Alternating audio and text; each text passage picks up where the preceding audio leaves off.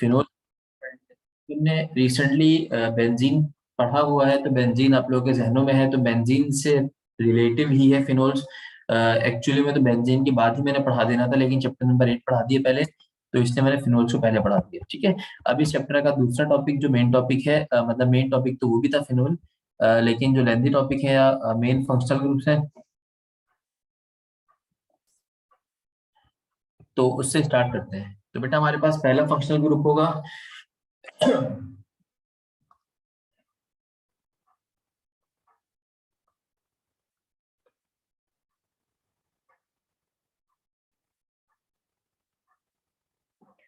Alcohols. अच्छा बेटे, alcohols को बिल्कुल बेसिक से पढ़ते हैं। अल्कोहल्स एक ऐसा फंक्शनल ग्रुप होता है जिसका जो जनरल फॉर्मूला होता है, वो जनरल फॉर्मूला आपके पास होता है CnH2n +1 OH। ठीक है। या तो इसको इस तरह भी लिख सकते हैं, और करके अल्कोहल का जनरल फॉर्मूला ऐसे भी लिख सकते हैं CnH2n+2O। ठीक है। ये भी अल्केन का जनरल फॉर्मूला है। बेटे स्क्रीन नजर नहीं आ रही क्या?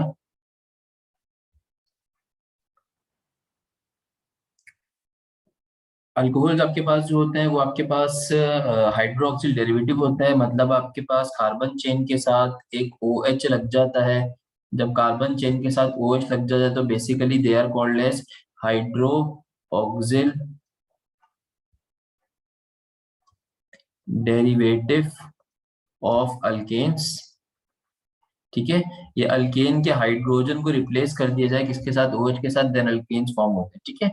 काम की बात क्या है कि आपके पास अल्केन्स में, अल्कोहल्स में मौजूद ऑक्सीजन जो होता है, the oxygen atom in alkane in alcohols, चाहे वो अल्कोहल्स हो, चाहे बेटा वो फिनोल्स हो जो हम पढ़ के आ चुके हैं, और चाहे वो आपके पास ईथर्स हो। फिनोल्स, अल्कोहल्स, ईथर्स के अंदर जो ऑक्सीजन एटम होता है वो आपके पास sp3 हाइब्रिडाइज होता है। ठीक है। Oxygen atom of phenol, alcohol and ether is sp3 hybridise. ठीक है।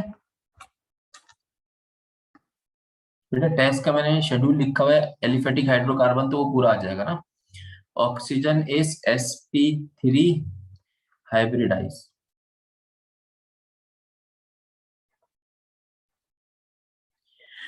एक चीज हो गई है, सही है। अच्छा, जैसे बिल्कुल आपके पास ऑक्सीजन वाटर में मौजूद होता है, वाटर के अंदर ऑक्सीजन मौजूद होता है, किस तरह मौजूद होता है, H और OH, H और OH। इसके अंदर, वाटर के अंदर ऑक्सीजन के पास दो लोन पेयर्स होते हैं। वाटर sp3 हाइब्रिडाइज होता है, एंगुलर बैंड या शेप बनाता है। तो सेम कहानी आपके पास इस ऑक्सीजन की किस्म होती है, अल्कोहल में होती है कि अल्कोहल में ऑक्सीजन sp3 हाइब्रिडाइज है और दो लोन पेयर लेके बैठा हुआ है, with two lone pairs just like water,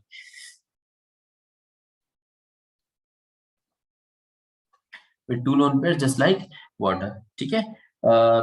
they are much closer to water in structures, hence they are called as derivative of water। ये derivative of alkenes कहलाते हैं, और साथ साथ they are also called as derivative of water because structure में ये water से मिलते जुलते होते हैं। सही है।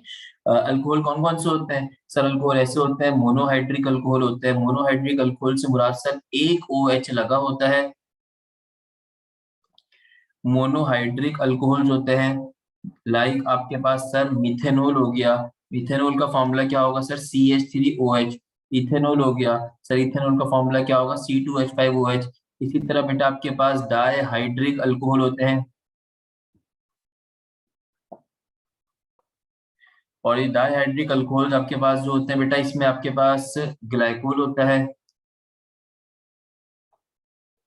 और तीसरा आपके पास क्या है बेटा? Try hydric alcohol. इसमें आपके पास क्या आता है बेटा? ग्लिसरॉल आता है। डायहाइड्रिक का मतलब दो OH आएंगे, और ट्राइहाइड्रिक का मतलब तीन OH आएंगे, और तीन OH का मतलब क्या होता है आपके पास? ग्लिसरॉल। ये स्ट्रक्चर्स बनते हैं। कैसे बनता है? ग्लाइकोल का स्ट्रक्चर सिंपल होता है, आपके पास CH2 एक ये OH से अटैच होता है, एक ये OH से अटैच होता है। This basically the structure of glycol. Glycerol का स्ट्रक्चर क्या होता है? आपके पास तीन कार्बन होते हैं, CH2, CH CH2, ठीक है, ये भी OH से अटैच होता है। इसी तरह सेम ये भी OH से अटैच होता है, और सेम ये भी OH से अटैच होता है। तीनों OH से अटैच होता है तो ये क्या बन जाता है, ग्लाइसोल बन जाता है। अल्कोहल की फर्दर क्लासिफिकेशन करें तो प्राइमरी अल्कोहल हो जाएगा, प्राइमरी के अलावा आपके पास सेकेंडरी अल्कोहल हो जाएगा, सेकेंडरी के अलावा आपके पास टर्शियरी अल्कोहल हो जाएगा। सिंपल सी डेफिनेशन है, जब भी आपके पास OH ग्रुप ऐसे कार्बन से अटैच हो जो फर्दर एक कार्बन से अटैच हो तो वो प्राइमरी कहलाएगा। OH ग्रुप ऐसे कार्बन से अटैच हो जो फर्दर दो कार्बन से अटैच हो तो वो सेकेंडरी कहलाएगा। और इसी तरह OH ग्रुप एक ऐसे कार्बन से अटैच हो जो फर्दर तीन कार्बन से अटैच तो वो क्या कहलाएगा, टर्शियरी कहलाएगा। ठीक हो गया बेटे। इसी तरह अल्कोहल दूसरे फंक्शनल ग्रुप के साथ भी बेटा ग्लाइकोल का ये स्ट्रक्चर ही है, ठीक है, मतलब कंसेक्यूटिव कार्बन के साथ लगा हुआ होता है ग्लाइकोल। अच्छा जी, अल्कोहल्स आपके पास दूसरे फंक्शनल ग्रुप के साथ भी नजर आते हैं, लाइक डबल बॉन्ड के साथ भी अल्कोहल्स नजर आते हैं, OH नजर आता है। वो डबल बॉन्ड के साथ कैसे नजर आते हैं, एक मिसाल के तौर पर बता देता हूँ कि एक स्ट्रक्चर है जिसको आप इनोल बोलते हैं और इसका स्पेसिफिक नेम हो जाएगा 2 ब्यूटीन 1 ओल। 2 ब्यूटीन 1 ओल से मुराद क्या होगा, total number of carbon are 4, एक कार्बन, दो कार्बन, तीन कार्बन, चार कार्बन। दूसरे वाले पे डबल बॉन्ड लगा दे 2 ब्यूटीन बन जाएगा, और पहले वाले पे OH लगा दे तो आपके पास ये क्या बन जाएगा, 2 ब्यूटीन 1 ओल। बैलेंस करने के लिए CH2, और यहाँ पर एक हाइड्रोजन लग जाएगा, यहाँ पर एक हाइड्रोजन लग जाएगा, और यहाँ पे CH3 लग जाएगा। तो ये इनोल कहलाता है। इनोल का मतलब क्या होता है बेटा, डबल बॉन्ड और अल्कोहल एक साथ आ रहे हैं, ठीक है, ये इनोल कहलाता है। इसी तरह बेटा ये आपके पास कार्बोक्सिलिक एसिड के साथ भी आ जाता है अल्कोहल, कार्बोक्सिलिक एसिड के साथ आता है तो इस स्ट्रक्चर को याद रखिएगा, इसका नाम अक्सर पूछता है वो, तो इसके स्ट्रक्चर का नाम याद होना चाहिए। लाइक आपके पास इस तरह आ जाता है CH3 CHOH और COOH। इस स्ट्रक्चर को आप क्या बोलते हैं बेटा, जब आपके पास अल्कोहल और कार्बोक्सिलिक एसिड दोनों एक साथ आ जाए तो this particular structure is called as lactic acid, इसको लैक्टिक एसिड बोलते हैं। लैक्टिक एसिड के साथ आपके पास टर्टरिक एसिड भी होता है, उसमें क्या होता है कि दो OH और दो COOH आते हैं। बहुत आसान से स्ट्रक्चर बनाना सीख लें, OH, देन आपके पास क्या आएगा CH, देन आपके पास क्या आ जाएगा C डबल बॉन्ड OH।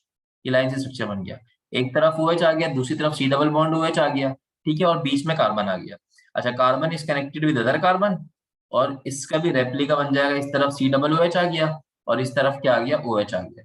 तो this structure will be called as tartaric acid।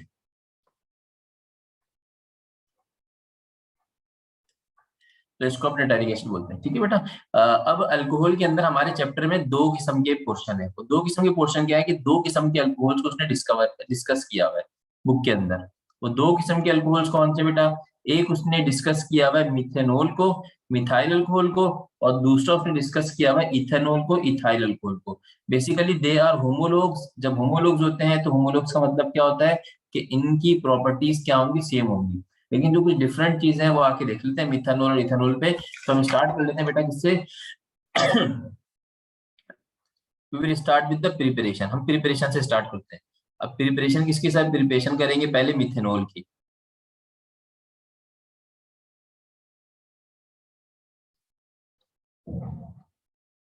ठीक है। प्रिपरेशन से आते हैं, और प्रिपरेशन हम किसी करेंगे, फर्स्ट हम कर लेते हैं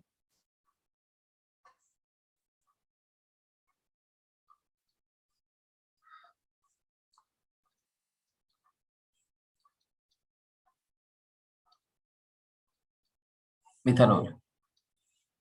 अच्छा, मिथेनॉल की प्रिपरेशन कैसे कैसे होती है। मिथेनॉल की प्रिपरेशन आपके पास बेसिकली दो तरीके से होती है। एक आपके पास ओल्ड मेथड था। ओल्ड मेथड मतलब जब आपके पास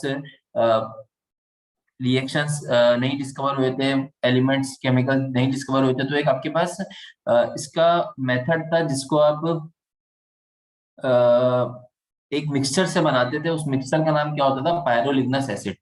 एक मिक्सचर होता था जिससे आप क्या बनाते थे, मिथेनॉल बनाते थे, और इस मिक्सचर का नाम होता था पायरोलिग्नस एसिड, और इस मेथड का नाम होता था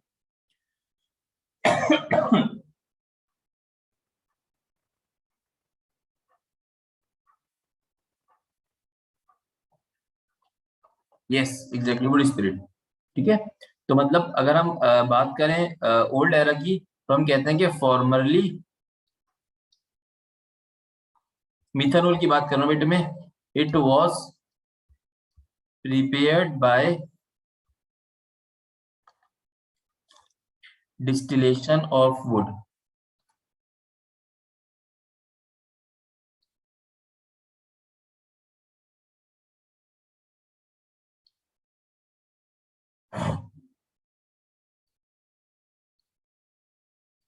formally it was prepared by the distillation of would, इसको वुड स्पिरिट भी कहते हैं। अब इसमें होता क्या था, वुड स्पिरिट वाले मेथड से, ये एक ओल्ड मेथड था जो अब यूज नहीं किया जाता, लेकिन बुक में इसके बारे में लिखा हुआ है, तो इसको आपने पढ़ना है।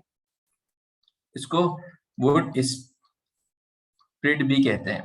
अब इस मेथड में होता क्या था कि कुछ वॉलेटाइल किस्म की इनफ्लेमेबल गैसेस, मतलब जो फ्लेम पकड़ लेती हैं, ठीक है, वॉलेटाइल किस्म की इनफ्लेमेबल गैसेस इस्तेमाल होती थी। स्ट्रॉन्गली एसिडिक लिक्विड, जिस लिक्विड को हम क्या बोलते थे, पायरोलिग्नस एसिड। वो जो आपके पास स्ट्रॉन्गली एसिडिक लिक्विड था, जिसका नाम बेटा बार बार कह रहा हूँ पायरोलिग्नस एसिड है, वो पायरोलिग्नस एसिड चार चीजों से मिलके बनता है। पायरोलिग्नस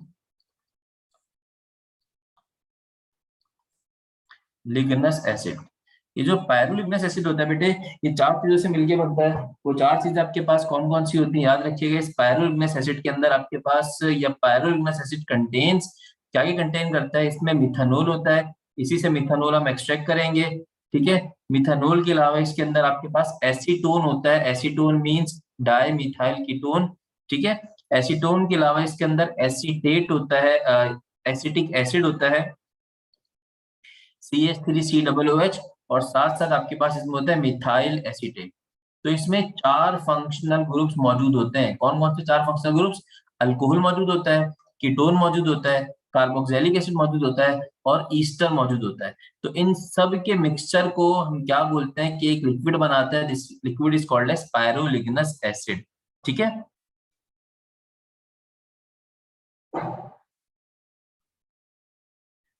इस पायरोलिग्नस एसिड को हम क्या करते थे, कंडीशंस पर लेकर जाते थे। इस कंडीशन से हम क्या करते थे, मिथानॉल को एक्सट्रैक्ट करते थे, और मिथानॉल यहाँ से प्रिपेयर होता था। This methanol will be highly pure, ये एक हाईली प्योर किस्म का मिथानॉल होता था, जो पायरोलिग्नस एसिड से एक्सट्रैक्ट किया जाता था। लेकिन अगेन ये एक ऑब्सोलीट मेथड हो गया, इस ऑब्सोलीट मेथड को फॉलो नहीं किया जाता। अब जो मेथड है मिथानॉल बनाने के लिए, वो क्या है आपके पास, के वाटर गैस, जो वाटर गैस होती है आपके पास, उसकी मदद से आप मिथानॉल को बनाते हैं, ठीक है।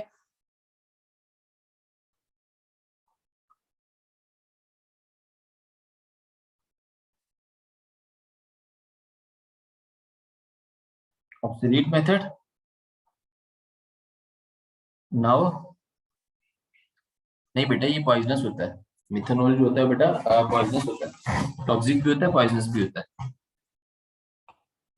वो इथेनॉल होता है जो अल्कोहल, जिसको हम अल्कोहल कहते हैं एग्जैक्टली, वो इथाइल अल्कोहल होता है, इथेनॉल होता है, जिसको भी हम बनाएंगे। Nowadays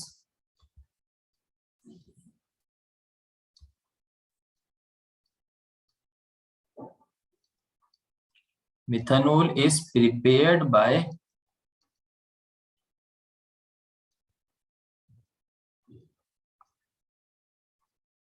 water gas. अब वाटर गैस क्या होती है बेटा, the mixture of carbon monoxide and hydrogen gas. Carbon monoxide और हाइड्रोजन गैस का जो मिक्सचर होता है, उस मिक्सचर को आप क्या बोलते हैं, वाटर गैस बोलते हैं। ये भी गैस होगी, ये भी गैस होगी, ठीक है। इसको एक खास कंडीशन पर लेकर जाते हैं, जिस वो जो खास कंडीशन है बेटा, वो याद रखिएगा। आपके पास जिंक ऑक्साइड और साथ साथ Cr2O3, Cr2O3 किस टेम्परेचर पे, तकरीबन 400 टू 450 डिग्री सेल्सियस और 200 एटमॉस्फेरिक प्रेशर पर इसको ट्रीट किया जाता है। तो ये आपके पास कन्वर्ट हो जाता है किसके अंदर, मिथाइल अल्कोहल के अंदर, CH3OH। और ये आपके पास मॉडर्न मेथड है मिथाइल अल्कोहल को प्रिपेयर करने के लिए, ठीक है। मिथाइल अल्कोहल जो होता है वो आपके पास एक toxic, it is toxic and poisonous, और यही मिथाइल अल्कोहल बेटा यूज किया जाता है अल्कोहल की डी नेचरिंग के लिए, मतलब जो अल्कोहल हम यूज करते हैं, हम नहीं कहते, मतलब अल्कोहल जो ह्यूमन बींग्स यूज करते हैं, उस अल्कोहल को खराब करने के लिए, डी नेचर करने के लिए इस मिथाइल अल्कोहल का ही सहारा लिया जाता है, क्योंकि ये पॉइजनस होता है। ये जो बॉयल होता है, it boils at, methyl alcohol की बेटा बॉइलिंग रेंज पता होना चाहिए, it boils at 64.7 degree Celsius, ठीक है, और ये वाटर में मिसिसिबल होता है, it is miscible with water.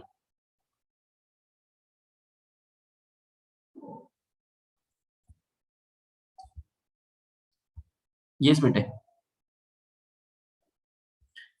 It is miscible with water, water में मिसिसिबल होता है। अच्छा, इसके यूजेस जो है वो आपने करने हैं from all the sources, uses you have to done, कि मिथाइल अल्कोहल के क्या क्या यूजेस है, ठीक है।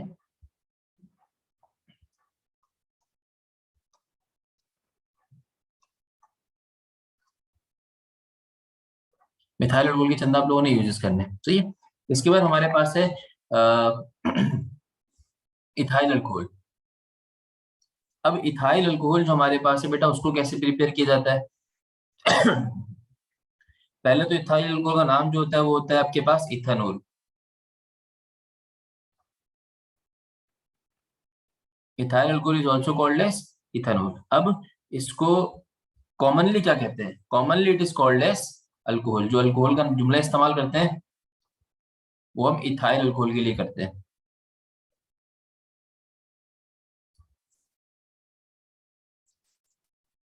कॉमनली कॉल्ड एज अल्कोहल्स, ठीक है। और इसको प्रिपेयर करने का तरीका क्या होता है? It is prepared by fermentation process, ठीक है। फर्मेंटेशन प्रोसेस में क्या होता है, आपके पास लास्ट में CO2 रिलीज हो रही होती है, जेंटल बबलिंग ऑफ CO2 होती है। लाइक जैसे कोल्ड ड्रिंक देखते हैं तो कोल्ड ड्रिंक के अंदर से हमारे पास नीचे से ऊपर तक बबल्स जा रहे होते हैं, तो जेंटल बबलिंग कहलाती है। तो it is prepared by fermentation process. इसके अंदर भी आपके पास CO2 की जेंटल बबलिंग होती है, अभी हम देखते हैं कैसे होती है। That's why it is called as fermentation process, ठीक है। अच्छा, अब ये इथाइल अल्कोहल बनेगा कहाँ से? इथाइल अल्कोहल के लिए फर्मेंटेशन प्रोसेस तो करना है, लेकिन फर्मेंटेशन प्रोसेस हम करेंगे कैसे? तो होता ही है कि वो तमाम के तमाम सब्सटेंसेस, सुनिए पूरी बात गौर से, वो तमाम के तमाम सब्सटेंसेस जो फर्मेंटेबल शुगर कंटेन्स करती है, ठीक है। लाइक केन जूसेस हो गए, जो शुगर केन होता है, बीट्स हो गए, डेट्स हो गई, मोलेसेस हो गई, या फ्रूट जूसेस होते हैं, उन सब्सटेंसेस की मदद से हम क्या करते हैं? इथाइल अल्कोहल को प्रिपेयर करते हैं या एक्सट्रैक्ट करते हैं। आई मीन के वो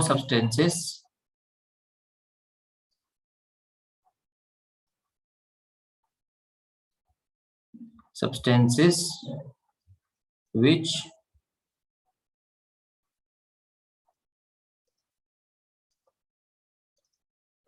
contains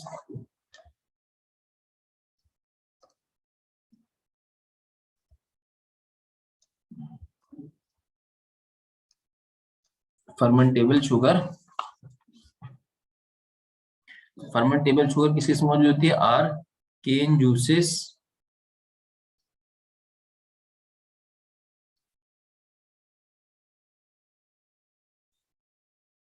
और इसी तरह फ्रूट जूसेस होते हैं, मोलेसेस होता है, डेट्स होती है, इन सब में पाया जाता है, एक्सेट्रा, ठीक है।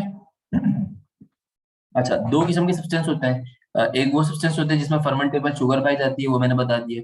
एक वो सब्सटेंस होता है जिसके अंदर आपको स्टार्च पाया जाता है, स्टार्च। अब वो सब्सटेंस कौन कौन से होते हैं जिनके अंदर स्टार्च पाया जाता है? They are potatoes, rice, maize या बार्ले। ये वो सारे सब्सटेंस होते हैं जिनमें क्या पाया जाता है? स्टार्च पाया जाता है। हम फर्मेंटेशन दो चीजों की करते हैं, फर्मेंटेशन ऑफ मोलेसिस भी करते हैं, वहां से भी इथाइल अल्कोहल बना लेते हैं। फर्मेंटेशन ऑफ स्टार्च भी करते हैं, वहां से भी हम क्या कर लेते हैं बेटा? अपना इथाइल अल्कोहल बनाते हैं।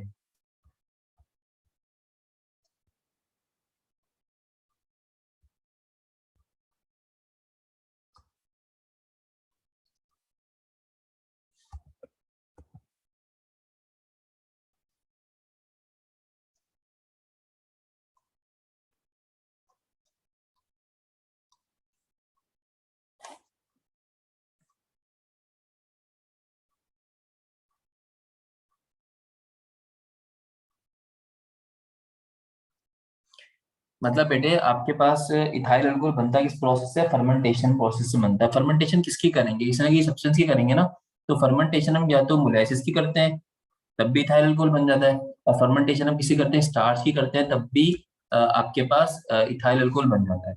अब स्टार्च कहाँ पाया जाता है, तो स्टार्च के सोर्स बताए भी इन्होंने कि स्टार्च राइस के अंदर पाया जाता है, मोलेसिस अपना पोटैटोस के अंदर पाया जाता है, बार्लेस होगा या मेज होगा, इन सब के अंदर पाया जाता है। ठीक है, और इसी तरह जो फर्मेंटेशन ऑफ शुगर करनी है आप उसमें मोलेसिस आप ले सकते हैं, आप डेट्स आप क्या नाम है केन शुगर ले सकते हैं, डेट्स ले सकते हैं, ब्ला ब्ला ब्ला लिख दिए।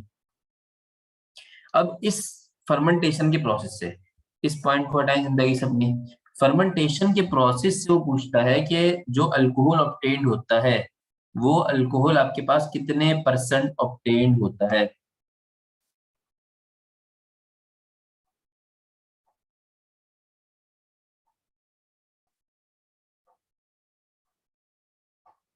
तो अभी एक सवाल पैदा होता है कि सर जो अल्कोहल आपके पास फर्मेंटेशन प्रोसेस से आपके पास बन रहा है वो कितने परसेंट है, कितने परसेंट मतलब कितने परसेंट प्योर।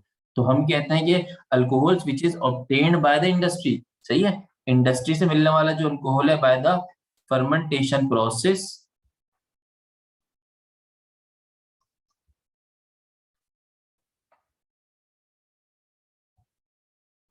वो आपके पास कितना होता है 12% अल्कोहल होता है। ठीक है, और इसको आप 95% तक कन्वर्ट करते हैं, and converted up to 95% by fractional distillation.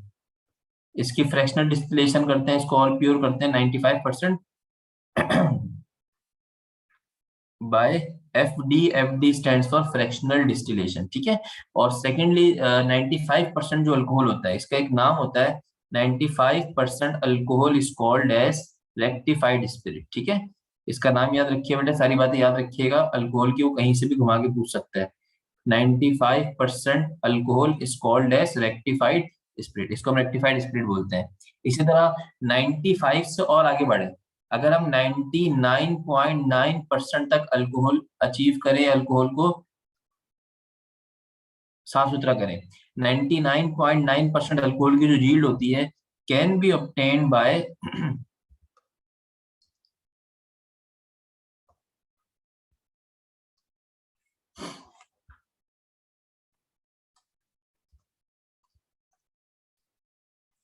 Distilling 95% in the presence of calcium oxide. ठीक है,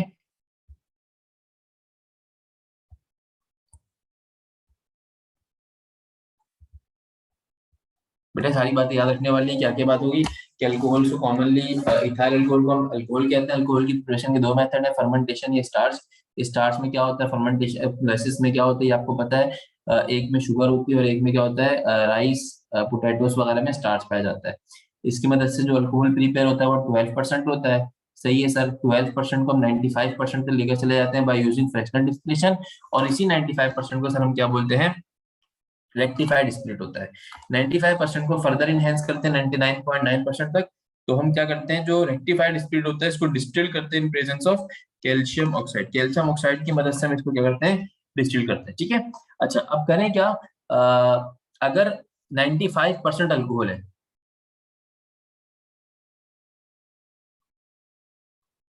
बेटा डिस्टिलेशन डिस्टिलेटिंग जो 95% अल्कोहल है इसको डिस्टिलेट करेंगे किसके साथ, कैल्शियम ऑक्साइड की मौजूदगी में। 95% ये 95% बेसिकली ये क्या है, इसको इस तरह कर लो, डिस्टिलिंग, ये सेंसिबल नहीं लग रहा, डिस्टिलिंग रेक्टिफाइड स्पिरिट कह दो, कि रेक्टिफाइड स्पिरिट जो है उसको हम डिस्टिल करते हैं इन प्रेजेंस ऑफ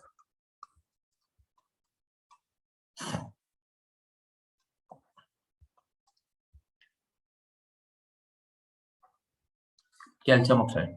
अच्छा इसी 95.5 95% वाले जो आपका मेन अल्कोहल है जिसको रेक्टिफाइड स्पिरिट कहते हैं जो सबसे पहले अचीव हुआ था, इसी 95% वाले अल्कोहल में अगर हम 10% मिथेनॉल ऐड कर दें, ठीक है, अगर इसमें हम क्या ऐड कर दें,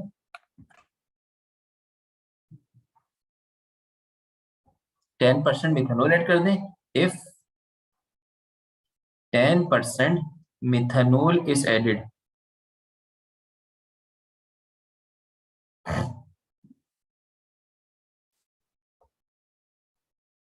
is added to rectified spirit कह लूं या 95% अल्कोहल कह लूं, एक ही बात है। then it is called as denatured alcohol.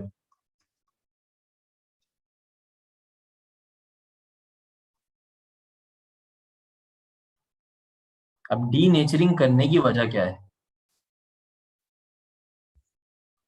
ताकि अल्कोहल को हम प्रिवेंट कर सकें, बचा सकें बाय यूजिंग ड्रिंकिंग पर्पस, ठीक है। तो इसलिए कहा जाता है denaturing is done by adding 10% methanol to avoid it use for drinking purpose. इसकी ड्रिंकिंग पर्पस को रोकने के लिए हम इसको डीनेचर्ड करते हैं, ठीक है। इसी तरह अगर मिथेनॉल हमारे पास अवेलेबल ना हो, सही है, डीनेचरिंग करने के लिए हमारे पास मिथेनॉल अवेलेबल ना हो,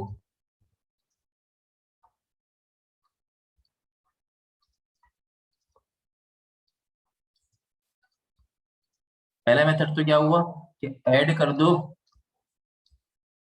10% मिथेनॉल टू अवॉइड ड्रिंकिंग। किसमें ऐड कर दो?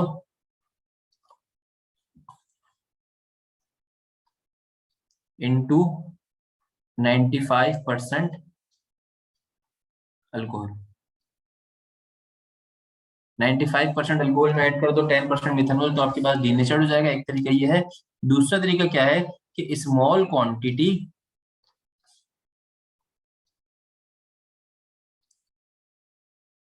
ऑफ पायरिडीन या फिर methylated spirit, small small quantity of pyridine,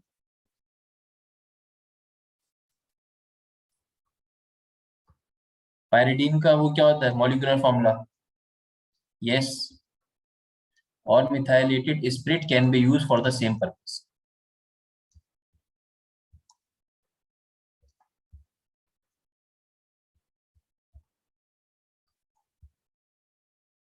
और ये पूरा काम क्यों किया आपने? ये पूरा काम से इसलिए किया है कि अल्कोहल को हम अवॉइड कर सकें for the drinking purpose, drinking purpose से बचाने के लिए हम अल्कोहल को यूज कर सकें, ठीक है, अल्कोहल को बचा सके। अब डीनेचरिंग हो गई, डीनेचरिंग के साथ हमने कंसंट्रेशन देख ली, किस कंसंट्रेशन पे क्या होता है। अब बेटा हम जरा देख लेते हैं कि अल्कोहल प्रिपेयर होता कैसे, ये फर्मेंटेशन प्रोसेस होता क्या है।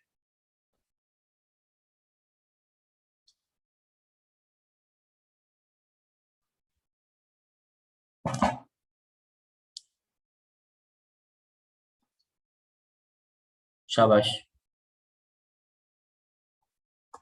बेटा, नन्हे मुन्ने पॉइंट से लिख लो इसको, सारे पॉइंट समझ लो, याद कर लो, हाथ के हाथ ही याद रहने वाले पॉइंट है, मुश्किल बात नहीं है। अल्कोहल को बिल्कुल बेसिक से स्टार्ट करो। सबसे पहले देखो कि अल्कोहल होता क्या है, C2H5OH होता है, पहली बात याद हो गई। फिर इसको एक कदम आगे बढ़ाओ कि अल्कोहल आपके पास बनता कैसे है, फर्मेंटेशन प्रोसेस से बनता है। फर्मेंटेशन मीन्स अभी ये याद रखो जेंटल बबलिंग ऑफ CO2, भूल जाओ। सर किसकी फर्मेंटेशन करेंगे? या तो फर्मेंटेशन आप मोलेसिस की कर लो, या तो फर्मेंटेशन आप किसकी कर लो, स्टार्च की कर लो, ठीक है। स्टार्च कहाँ पाया जाता है ये पता होना चाहिए आपको। इसी तरह जब इस फर्मेंटेशन से जो अल्कोहल मिलता है वो कितने परसेंट मिलता है ये पता होना चाहिए, सही बेटा। तो ये छोटी छोटी सी बातें जो पॉइंट्स याद करने वाली है उसको हाथ के हाथ याद करो। अच्छा जी, सबसे पहले हम अल्कोहल को प्रिपेयर करते हैं from the fermentation of process, fermentation of molasses. Yes बेटा, मोलेसिस आर बेसिकली होता क्या है कि जो आपके पास ब्राउन शुगर होती है या आपके पास इसको इस तरह कह लें कि गन्ने का शरबत तो आप लोगों ने सबने देखा होगा।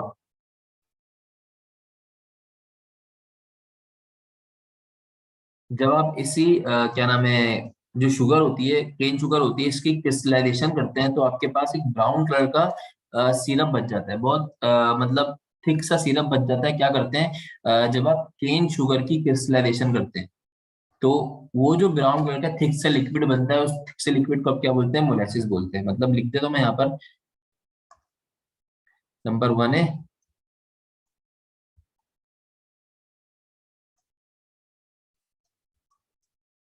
Fermentation of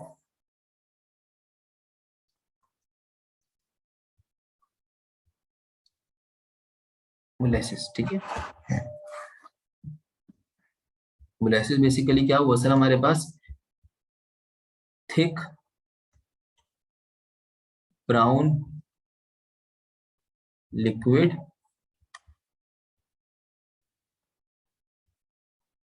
left after the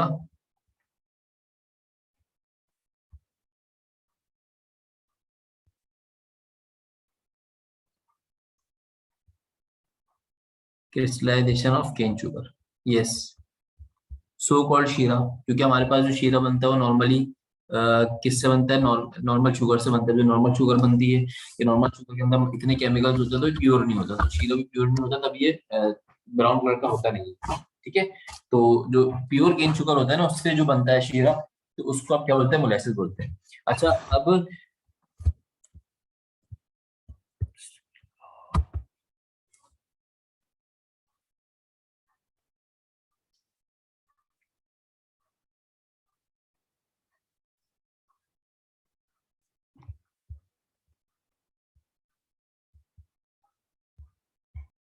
कहते हैं ना, अच्छा जी, हमने कहाँ से स्टार्ट करना है, फर्मेंटेशन और मोलेसिस से स्टार्ट करना है। तो मोलेसिस के बारे में हमने क्या जाना कि एक आपके पास डार्क ब्राउन लिक्विड होता है। ये डार्क ब्राउन लिक्विड बेसिकली बचता कैसे है, जब आप क्रिस्टलाइजेशन करते हैं केन शुगर की, तो थिक सा विस्कस लिक्विड बनता है, उसको हम क्या बोलते हैं, मोलेसिस बोलते हैं।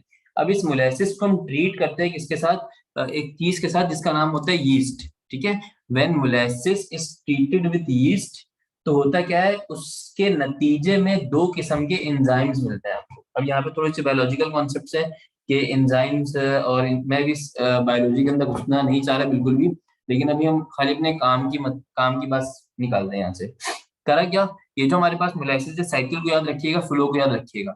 इस मोलेसिस को हम ट्रीट करते हैं सर, किसके साथ ट्रीट करेंगे, आप इसको यीस्ट के साथ ट्रीट करेंगे, तो which gives two types of enzyme when treated with, छोटी छोटी बातें लिख लें और इसको याद कर लें हाथ के हाथ, ताकि कभी भी कोई भी एमसीक्यू है, कोई बात हो तो भूलें नहीं। When molasses treated with yeast, then it produces two types of enzymes.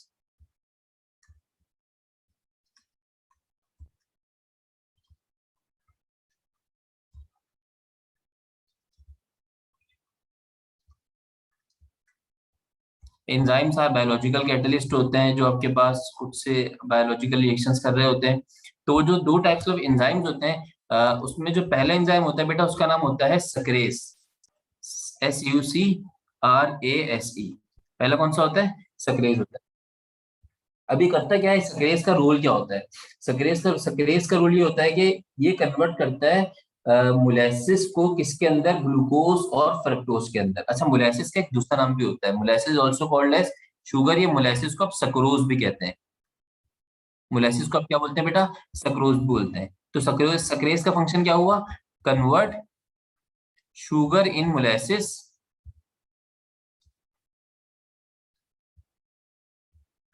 Into glucose and fructose.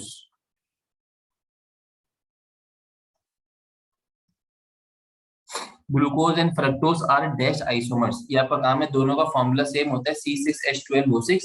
दोनों कौन से आइसोमर्स हैं, ये दोनों ये आपने बताना है। ठीक है, अब जरा देख लेते हैं बेटा, रिएक्शन क्या होगा आपके पास, रिएक्शन आपके पास जो होगा वो होगा कि आपका क्या चला गया था, मोलेसिस था, ठीक है, जिसका फॉर्मूला होता है C12H22O11, जो बेसिकली शुगर का फॉर्मूला है, C12H22O11।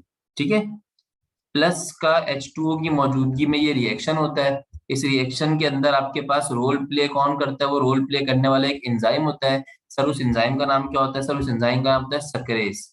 ठीक है, और वो एंजाइम कहाँ होता है सर, जब मैं इस मोलेसिस को आप यीस्ट में मिलाते हैं तो ये एंजाइम यीस्ट में छुपा हुआ होता है, सक्रेज इन यीस्ट, जो कि कन्वर्ट करता है किसके, आपके शुगर को कन्वर्ट कर देता है किसके अंदर, ग्लूकोज और फ्रक्टोज के अंदर। C6H12O6 प्लस का C6H12O6। ठीक है, एक आपके पास नाम लिख लेते हैं सर, ये आपके पास था शुगर इन मोलेसिस कह लें इसको, या मोलेसिस कह लें, या इसको आसान लफ्जों में सक्रोज कह लें। ठीक है, सक्रोज तो कन्वर्ट कर दिया किसके अंदर, इसने ग्लूकोज के अंदर और फ्रक्टोज के अंदर। अब बेटा यहाँ पे जो दो तीन नाम, तीन चार नाम है, सही बेटा आंसर आ गया, तीन चार नामों को जरा सुनिएगा। आपके पास मोलेसिस है, molasses also called as sucrose. ठीक है, अब मोलेसिस के अंदर कौन आपके पास ये ग्लूकोज फ्रक्टोज बना रहा है, तो इसके अंदर छुपी हुई sugar, sugar in molasses which is also called as sucrose, act with enzyme called as sucrase. Enzyme का नाम क्या है? सक्रेस, जो किसके अंदर छुपा हुआ है? यीस्ट के अंदर छुपा हुआ है। तो सारी पहेलियां आपके सामने बुझी हुई हैं, इन पहेलियों को आपने बुझा के रखना है। ये पहले स्टेप हो गया, ग्लूकोज और फ्रक्टोज बन गया।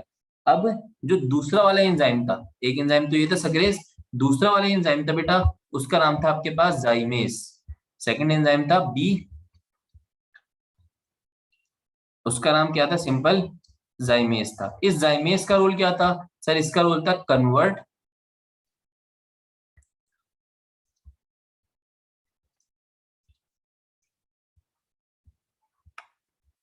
ग्लूकोज एंड फ्रक्टोज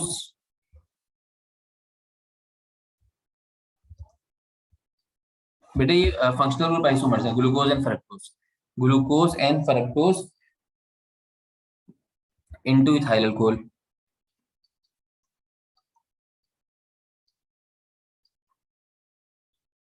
इसको इथाइल अल्कोहल में कन्वर्ट कर देते हैं। अब देख लें रिएक्शन क्या होता है सर। रिएक्शन आपके पास होता है, where is my red pen, C6H12O6,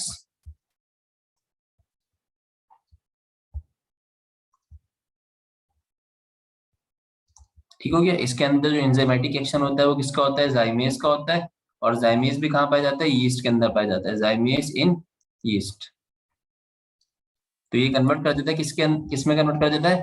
C2H5OH plus का CO2, ठीक है। तो बैलेंसिंग के लिए आप यहाँ भी 2 लगा देते हैं और यहाँ भी 2 लगा देते हैं। इस CO2 की जेंटल बबलिंग होती है इथाइल अल्कोहल में से, और जब CO2 बबल करके बाहर निकल रहा होता है, तो जिस पोर्स से ये निकलता है, जिन पोर्स से CO2 गैस निकलती है, वो पोर्स आपके पास खुले खुले रह जाते हैं। लाइक टॉम एंड जेरी के अंदर आपने देखी होगी, येलो कलर की चीज अक्सर नजर दिखाया करते थे, उसमें छोटे छोटे सुराख, छोटे छोटे से पोर्स होते थे। तो ऐसे ही जब आपके पास से जेंटल बबलिंग ऑफ CO2 होती है, CO2 निकल जाती है, तो वापसी जाते हुए दरवाजा बंद नहीं करती, तो सब्सटेंस में छोटे छोटे से पोर्स हो जाते हैं। और इसी जेंटल बबलिंग ऑफ CO2 को हम क्या बोलते हैं बेटे? फर्मेंटेशन प्रोसेस बोलते हैं। क्या बोलते हैं इसको हम? Fermentation process. अब सेकंड आपके पास मोलेसिस के अंदर, शुगर इन मोलेसिस सेकंड है। फिर हम इसको एक नजर रिवाइज कर लेंगे, परेशान मत होइए। सेकंड है हमारे पास, जिसको हम क्या बोलते हैं? Fermentation of starch.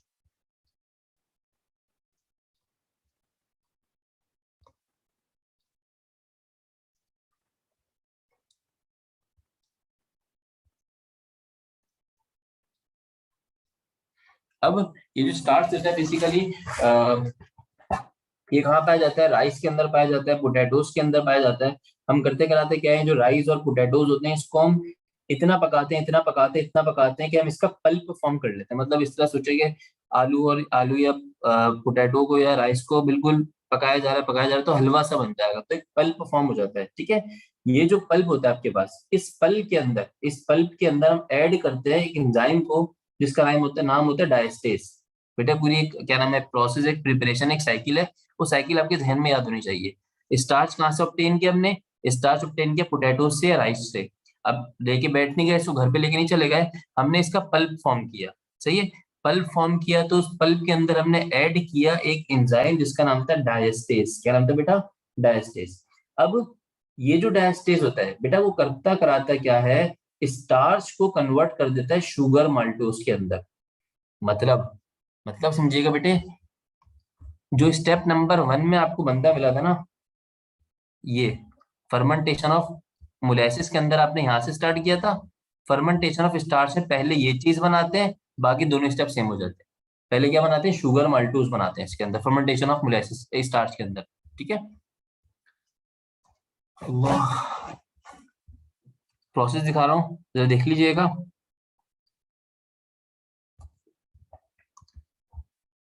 Starch is basically present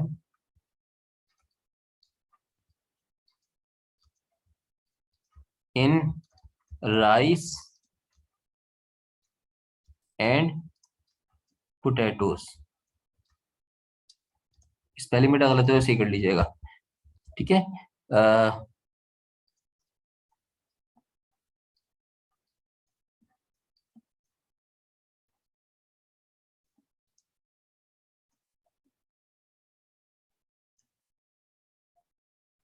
cook to form pulp to form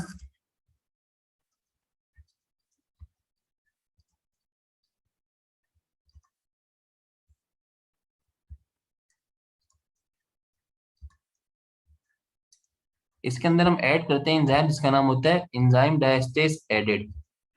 ठीक है, अब एंजाइम आ गया जिसका नाम क्या है, डायस्टेज। इसको ए करके लिखा मैंने।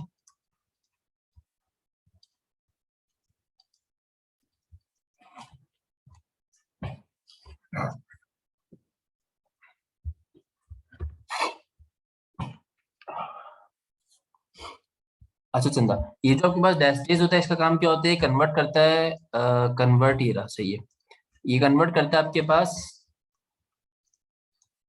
Convert starch into sugar maltose, maltose में कन्वर्ट करता है। अगर मैं इसकी इक्वेशन लिखना चाहूँ तो इसकी इक्वेशन क्या बनेगी, इक्वेशन देखें, आपके पास स्टार्च का फॉर्मूला क्या होता है बेटे, C12, सॉरी क्या होता है, याद करें याद करें, हाँ C6H10O5। स्टार्च का फॉर्मूला होता है C6H10O5। इसमें हम क्या ऐड करते हैं, प्लस का H2 की मौजूदगी में रिएक्शन करवाते हैं, जिसमें आपके पास एक एंजाइम होता है। कौन सा एंजाइम होता है, उसका नाम डायस्टेज होता है, diastase malt. Control Z, diastase किस बहने जाते हैं,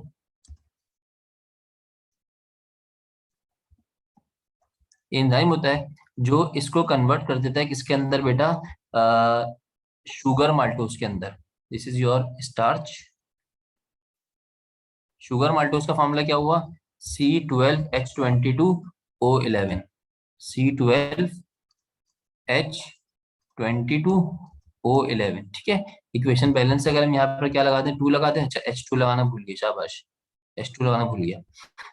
तो ये क्या बन जाता है बेटा, इसको हम बोलते हैं शुगर माल्टोज, वही आपका सक्रोज बन गया। अब इसका अलग अलग नाम है, तो इसको हम बोलते हैं शुगर माल्टोज के नाम से जाना जाता है। ठीक है, अब इसके साथ क्या ट्रीटमेंट होती है, फर्दर एक्शन जो होता है वो बेटा ऊपर वाली होता है जो अभी हमने पढ़ लिया। फर्दर एक्शन क्या होगा कि इस शुगर माल्टोज के अंदर हम क्या किससे रिएक्शन करवाएंगे, यीस्ट से रिएक्शन करवाएंगे। किससे रिएक्शन करवाएंगे बेटा, यीस्ट से रिएक्शन करवाएंगे। अच्छा, अब यहाँ पर जो मोलेसिस के अंदर मौजूद था, मोलेसिस में क्या मौजूद था बेटा, सक्रोज मौजूद है। मोलेसिस को क्या बोलते हैं, सक्रोज बोलते हैं। जरा पूरी बात को समझिएगा फिर दिमाग लड़ाइएगा। मोलेसिस को क्या बोलते हैं हम, सक्रोज बोलते हैं। बेटा माल्ट डायस्टेज अपना चंदा, जो डायस्टेज एंजाइम था वो निकल के कहाँ से आया था, माल्ट से निकल के आया था। एंजाइम आपके हाथ में थोड़ी था, एंजाइम जो डायस्टेज था वो कहाँ से निकल के आया था, माल्ट से निकल के आया था। मैं रिपीट कर देता हूँ। अच्छा, मोलेसिस को हम क्या बोलते हैं, सक्रोज बोलते हैं। जब सक्रोज के अंदर आपने यीस्ट को ऐड किया तो जो एंजाइम एक्टिव हुआ वो एंजाइम कौन सा एक्टिव हुआ बेटा, सक्रेज एक्टिव हुआ। कौन सा एंजाइम एक्टिव हुआ, सक्रेज एक्टिव हुआ। अब जरा सोचिएगा इस बात को, यहाँ पे बना है शुगर माल्टोज। इस शुगर माल्टोज के अंदर जब हम क्या ऐड करते हैं, यीस्ट ऐड करते हैं। When yeast is added to sugar maltose, तो आपके पास सक्रेज एक्टिव नहीं होता। व्हेन यीस्ट इज, शाबाश, एडेड टू शुगर माल्टोज, तो आपके पास जो एंजाइम एक्टिव होते हैं वो दो होते हैं। पहला जो एंजाइम एक्टिव होता है बेटा आपके पास, उसका नाम होता है माल्टेस। यहाँ पर वैसे बी हो जाएगा ये, इसका नाम होता है माल्टेस। और इस माल्टेस का फंक्शन क्या होता है, ये वही करता है, शुगर माल्टोस को कन्वर्ट करता है किसके अंदर, ग्लूकोज के अंदर। माल्टेस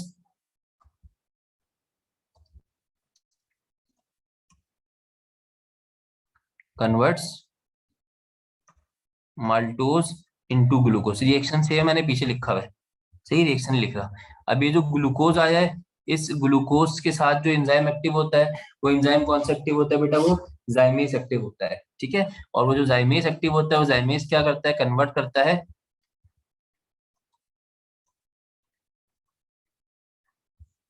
कन्वर्ट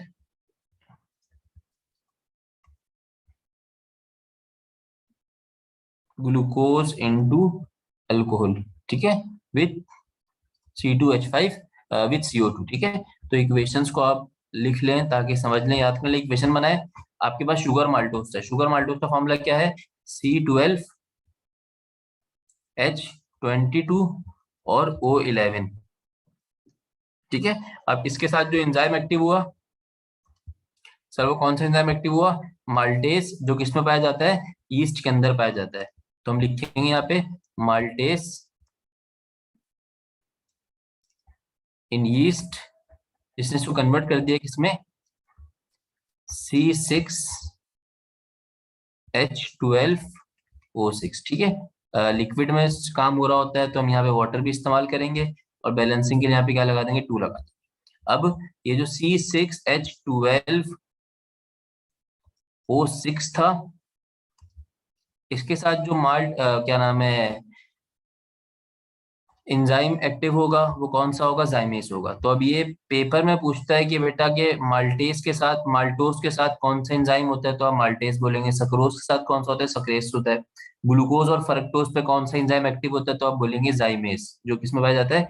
यीस्ट में पाया जाता है। ठीक है, और ये किस में कन्वर्ट कर देता है? C2H5OH plus alcohol.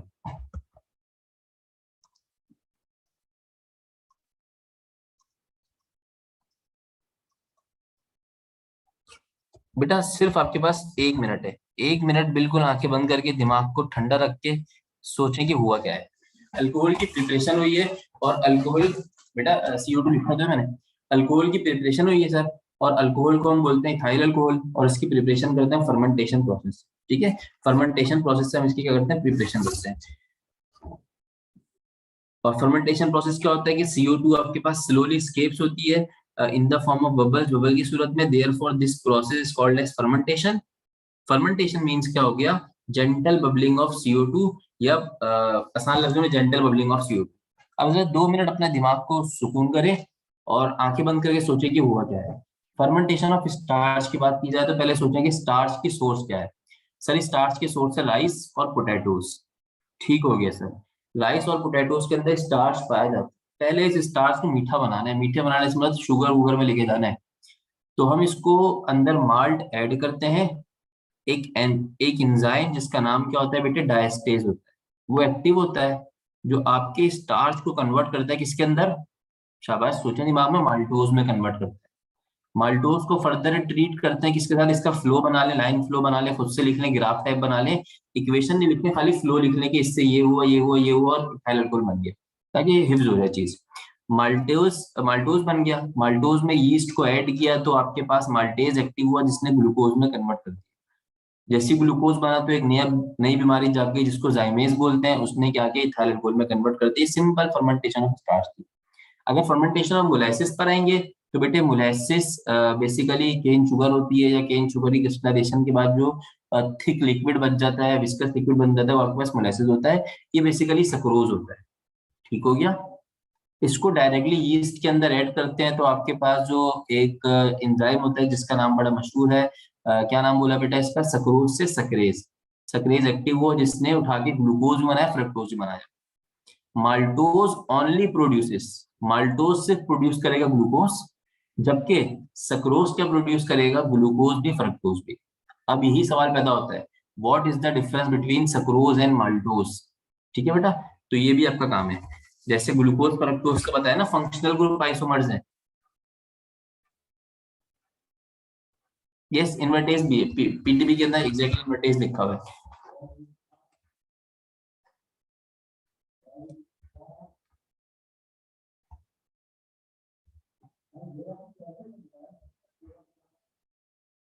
Sucrose and maltose.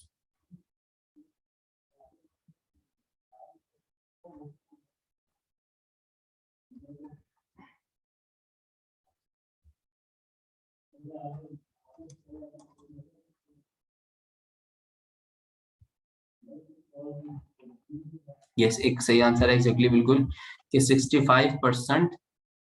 शाबाश बेटे, सॉरी 60% सही। आयशा, 60%।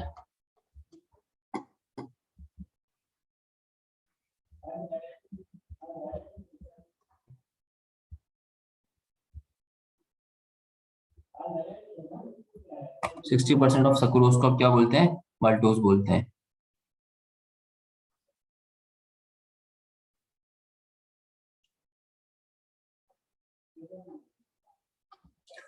अच्छा जी, तो यहाँ पर आके हमारे पास प्रिपरेशन जो होती है वो तकरीबन एंड हो जाती है किसकी, अल्कोहल की। ठीक है, मिथाइल अल्कोहल कैसे प्रिपेयर किया जाता है, सब डिस्टिलेशन से प्रिपेयर किया जाता था। जो वुड स्पिरिट की डिस्टिलेशन होती थी, ड्राई डिस्टिलेशन, वो एक ओल्ड मेथड था, खत्म हो गया। फिर हमने प्रिपेयर किया इसको किससे, वाटर गैस से प्रिपेयर किया। इथाइल अल्कोहल को प्रिपेयर करते हैं फर्मेंटेशन प्रोसेस से, इंडस्ट्रियल प्रिपरेशन है, 12% अचीव होता है। फिर हम इसकी फर्दर फ्रैक्शनल डिस्टिलेशन करते हैं तो 95% बनता है। 95% को हम क्या बोलते हैं, जल्दी याद करें, रेक्टिफाइड स्पिरिट बोलते हैं। एग्जैक्टली, शाबाश। उसको फर्दर कैल्शियम ऑक्साइड से ट्रीट करते हैं तो वो किसमें चले जाते हैं, 99.9%। अल्कोहल को पीने से मतलब अवॉइडेबल टू ड्रिंक बनाने हैं, अवॉइडेबल टू ड्रिंक बनाने हैं तो उसमें 10% क्या ऐड करते हैं, मिथेनॉल ऐड करते हैं। ठीक है, तो वो पॉइजनस हो जाता है उसको, फिर वो ड्रिंकेबल नहीं रहता। देन अगर आपके पास 10% मिथेनॉल ना हो तो आप मिथाइलेटेड स्पिरिट या फिर आप पायरिडीन भी इस्तेमाल कर सकते हैं। ठीक है, C5H5N।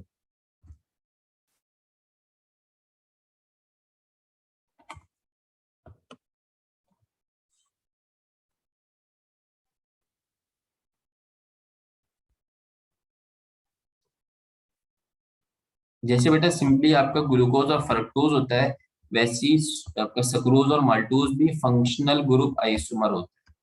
ठीक है, माल्टोज के अंदर कीटोनिक ग्रुप पाया जाता है और सक्रोज के अंदर कौन सा ग्रुप पाया जाता है, एल्डिहाइडिक ग्रुप पाया जाता है।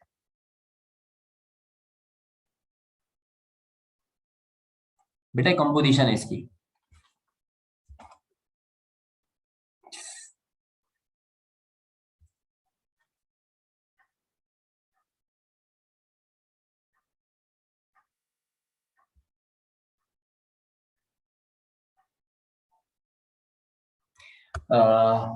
बेटे स्ट्रक्चरल आइसोमर्स एग्जैक्टली हैं बिल्कुल।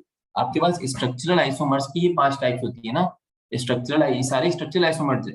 स्ट्रक्चरल आइसोमर्स की फर्दर क्लासिफिकेशन भी तो पढ़ी थी हमने, चेन आइसोमर पढ़ी थी, फंक्शनल ग्रुप आइसोमर पढ़ी थी। तो ये स्ट्रक्चरल की तो टाइप थी, तो basically they are structural. Structural के अंदर कौन सा, ये चेन नहीं है, पोजिशन नहीं है, मेटामर नहीं है, टोटोमर नहीं है, ये आपके पास फंक्शनल ग्रुप आइसोमर है। दो किस्म के आइसोमर पढ़ाए थे ना मैंने आपको, चेन आइसोमर और geometrical isomer, sorry structural isomer और ज्योमेट्रिकल आइसोमर। तो ये स्ट्रक्चरल ही है, और स्ट्रक्चरल के अंदर कौन से बेटे, ये फंक्शनल ग्रुप आइसोमर है।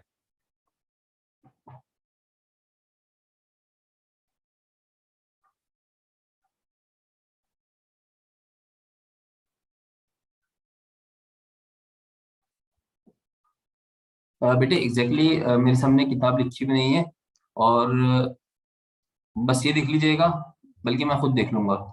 ग्लूकोज एंड फ्रक्टोज,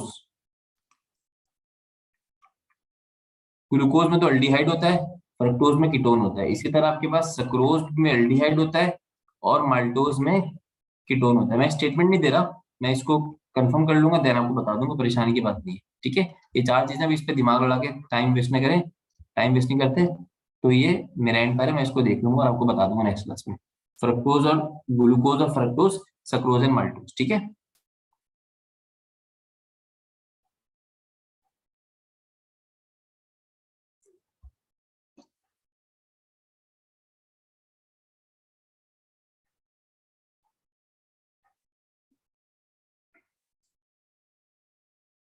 नहीं बेटा अभी क्लास ओवर नहीं है, अभी तो टाइम क्लास चल रही है।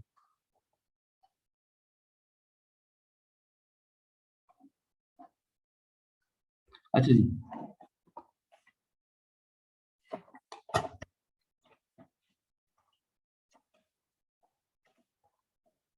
नेक्स्ट हमारे पास है रिएक्शंस ऑफ अल्कोहल्स। ठीक है,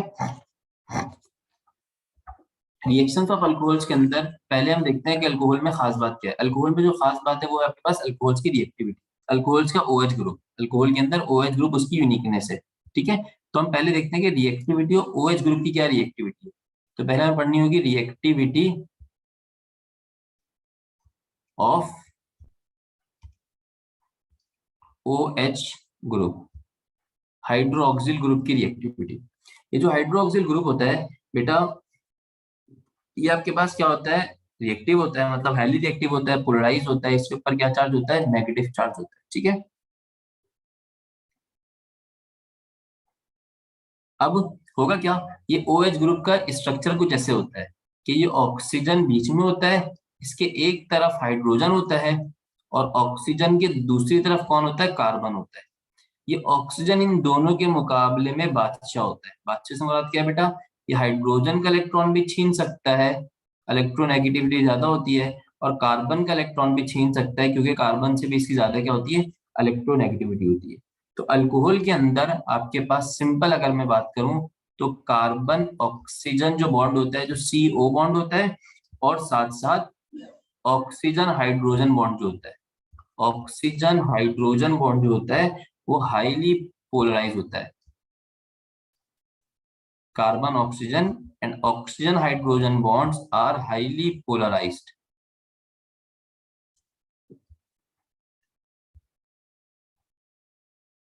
एक चीज हो गई, ठीक है। और इसी तरह जो ऑक्सीजन होता है, इस ऑक्सीजन के ऊपर क्या चार्ज होता है, नेगेटिव चार्ज होता है, due to its electronegativity. Negative charge is present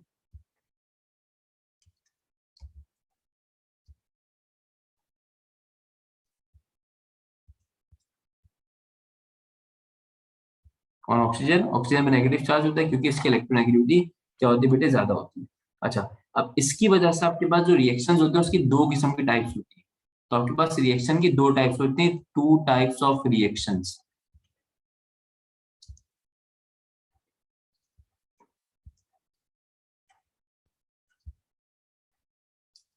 अब वो जो बेटा रिएक्शन की दो किस्म की टाइप्स होती हैं, एक जो होती है एक ऐसे रिएक्शंस जिसके अंदर अल्कोहल में कार्बन और ऑक्सीजन का बॉन्ड टूटे, एक ऐसी रिएक्शन जिसमें कार्बन ऑक्सीजन बॉन्ड क्या हो रहा हो, ब्रेक हो रहा हो। ये फर्स्ट टाइप ऑफ अल्कोहल की रिएक्शन हो गए। और दूसरे वो रिएक्शन जिसमें ऑक्सीजन हाइड्रोजन बॉन्ड ब्रेक हो रहा हो ऑफ अल्कोहल, ये होगा आपके पास दूसरे किस्म की रिएक्शन। सर हमें कैसे पता चलेगा कि कब कौन सी रिएक्शन होने हैं? तो आपको सब्सटेंस रिएक्टेंट देख के, जो रिएजेंट होगा वो देख के आपको पता चलेगा कि कौन से रिएक्शन होने हैं। काम की बात बस याद रखिएगा, order of reactivity, order of reactivity दोनों की अलग होती है। Order of reactivity when carbon oxygen bond break, जब कार्बन ऑक्सीजन बॉन्ड ब्रेक होता है तो आपके पास ऑर्डर ऑफ रिएक्टिविटी क्या होती है, उस वक्त ऑर्डर ऑफ रिएक्टिविटी आपका जो टर्शरी होता है बेटा, टर्शरी अल्कोहल सबसे ज्यादा रिएक्टिव हो जाता है जब कार्बन ऑक्सीजन बॉन्ड ब्रेक होता है। लॉजिकल रीजन है, कोई टेंशन की बात नहीं है कि कार्बन ऑक्सीजन बॉन्ड ब्रेक हुआ तो हुआ क्या, कि ऑक्सीजन कार्बन का इलेक्ट्रॉन छीन के ले गया। तो लाइक अल्काइल हैलाइड टर्शरी है ना, तो स्टेरिक हिंड्रेंस की वजह से इस कार्बन को सहारा देने के लिए मल्टीपल 3 कार्बन मौजूद हैं। तो ये आराम से सस्टेन कर सकता है। जब ये आराम से सस्टेन कर सकता है तो इसका रिएक्शन सबसे ज्यादा रिएक्टिव होगा, आसानी से रिएक्शन होगा, आसानी से बॉन्ड टूटेगा। या आसान लफ्जों में, इस बॉन्ड को टूटने की कार्बन को कोई परवाह नहीं होगी जब किसके दरमियान, कार्बन ऑक्सीजन का बॉन्ड टूटे और कार्बन आपके पास कौन सा टर्शरी हो। तो कार्बन को इस बॉन्ड के टूटने की परवाह नहीं हुई क्योंकि इसको सहारा देने वाले बहुत सारे लोग मौजूद है। तो टर्शरी अल्कोहल सबसे ज्यादा रिएक्टिव होता है। देन आपके पास कौन होता है बेटे, secondary alcohol.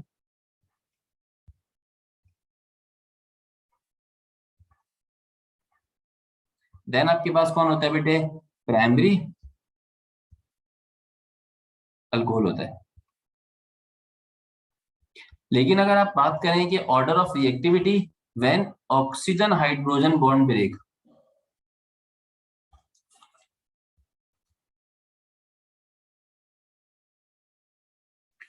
Order of reactivity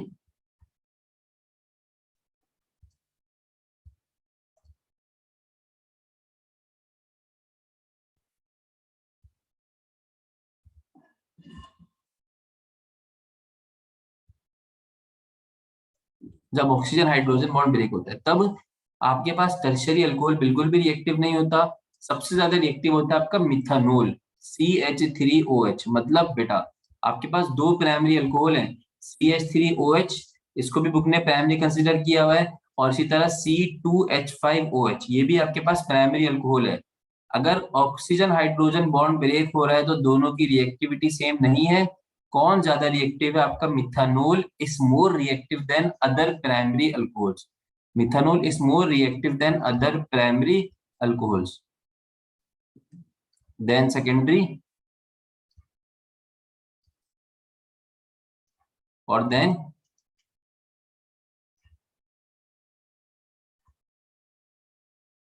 tertiary. ठीक है, तो ऑर्डर ऑफ रिएक्टिविटी क्या होगा, जब आपके पास ओएच ब्रेक होगा ऑर्डर ऑफ रिएक्टिविटी कुछ और होगा, और जब आपके पास कार्बन ऑक्सीजन का बॉन्ड ब्रेक होगा ऑर्डर ऑफ रिएक्टिविटी कुछ और होगा। अब सर हमें कैसे पता चलेगा कि कब सीओ ब्रेक हो रहा है कब ओएच ब्रेक हो रहा है? ठीक है, तो इसका आसान से आइडेंटिफिकेशन है, वो आसान से आइडेंटिफिकेशन हम यहाँ पे नीचे लिख लेते हैं।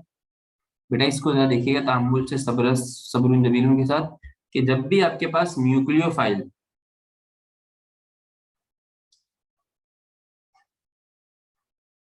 जब भी आपके पास न्यूक्लियोफाइल आता है अल्कोहल के पास, तो आने वाला न्यूक्लियोफाइल नेगेटिव चार्ज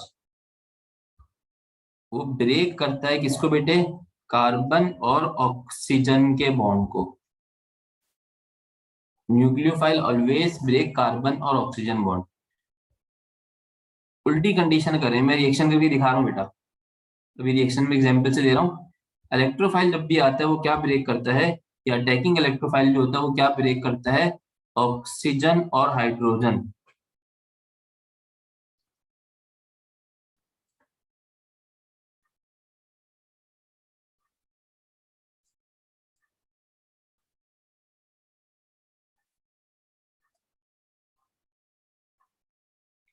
रिएक्शन से बात समझिएगा।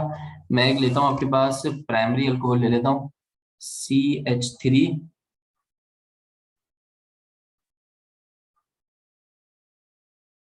CH2OH, इसी को मैंने दोबारा ले लिया, CH3 CH2OH।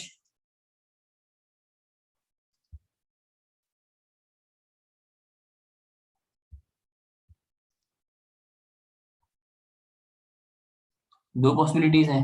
फर्स्ट पॉसिबिलिटी आपके पास क्या है कि न्यूक्लियोफाइल अटैक कर रहा है,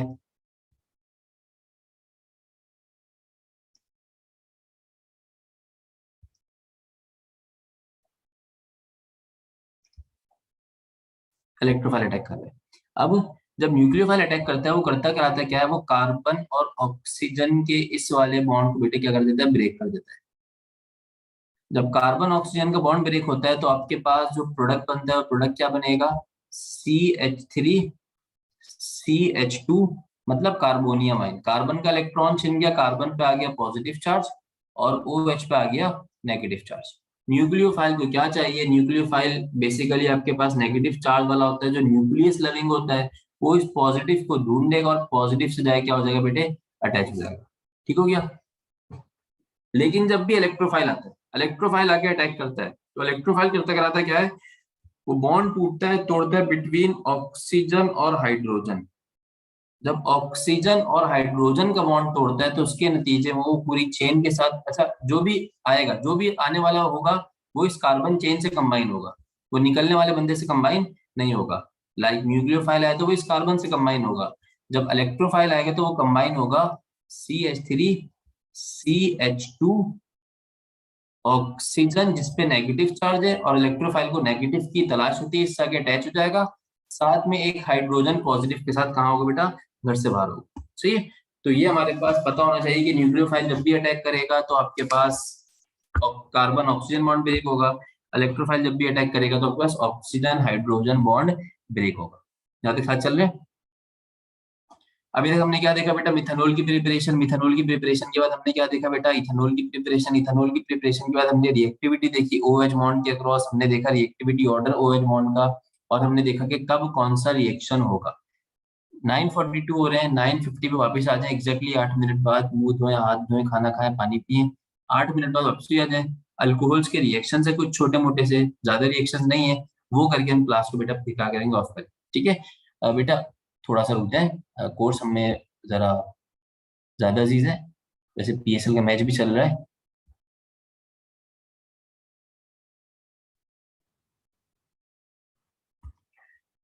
अच्छा, अल्कोहल की अब केमिकल प्रॉपर्टीज हैं, केमिकल रिएक्शंस ऑफ अल्कोहल्स। ठीक है, केमिकल रिएक्शंस ऑफ अल्कोहल में सबसे पहले हम क्या करते हैं? इथाइल अल्कोहल की रिएक्शन, मल्टीपल रिएक्शंस होते हैं, नन्हे मुन्ने वाले रिएक्शन देखते हैं जो इथाइल अल्कोहल के आसान रिएक्शंस होते हैं। लाइक सबसे पहले इथाइल अल्कोहल बेटा रिएक्शन किससे करता है? कुछ रिएजेंट से रिएक्शन करता है। मेरा बहुत दिल चाह रहा है पढ़ाने का, तो उसको डबल करना चाहिए ना। चलो भाई,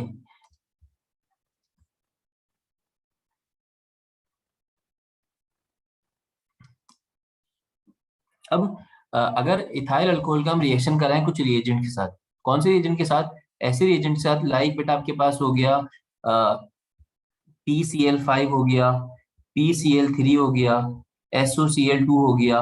तो ये कुछ रिएजेंट्स कहलाते हैं, फिक्स्ड रिएजेंट्स होते हैं PCl3, PCl5, SOCl2, thionyl chloride जिसको हम बोलते हैं। तो अगर हम इन रिएजेंट्स के साथ इथाइल क्लोराइड का रिएक्शन कराएं, PCl5, PCl3, SOCl2, ठीक है, इन रिएजेंट से रिएक्शन कराने के नतीजे में आपका जो इथाइल अल्कोहल होता है या आपकी अल्कोहलिक क्लास जो होती है बेटा वो किस में कन्वर्ट हो जाती है?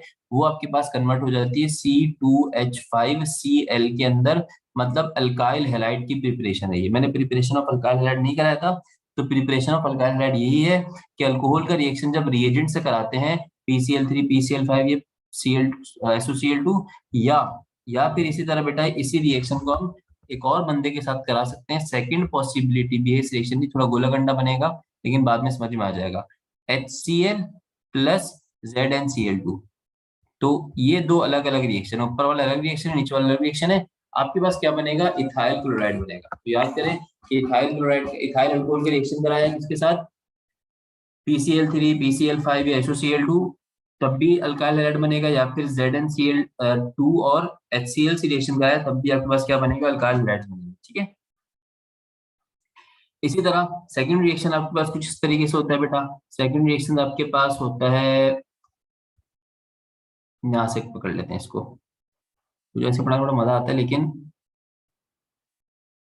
बहुत तहम्मुल से पढ़ा जाता है ऐसे। डन। अगर इसका रिएक्शन बेटा हम किससे कराएं?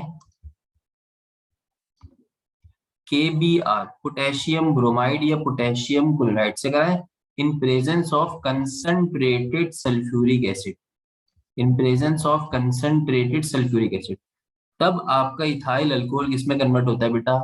देन आपका इथाइल अल्कोहल कन्वर्ट होता है C2H5Br के अंदर, ठीक है। In presence of concentrated sulphuric acid इसका रिएक्शन हम कराएं पोटेशियम ब्रोमाइड के साथ, then it will be converted into